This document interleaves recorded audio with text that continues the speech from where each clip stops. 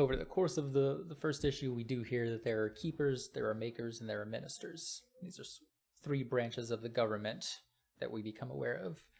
This isn't really broken down in the dialogue or anything, but maybe it can be inferred just from context. So you've got keepers, makers, and ministers. The keepers, we know, are actually called law keepers.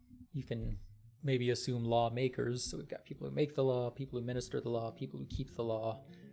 I always felt like the presence of those three, even though you don't see some of them sometimes, kind of informs.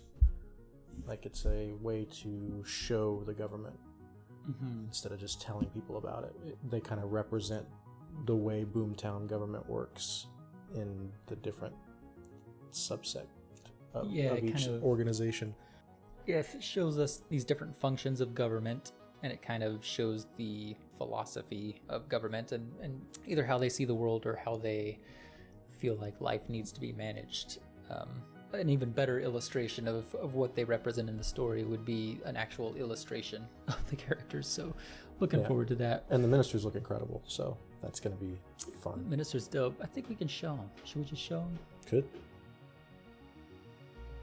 So that's actually the first image that we got from Vlad when we met with him. We, designed a bunch of stuff and talked about a bunch of sort of rough, loose ideas, but that was the first character we drew.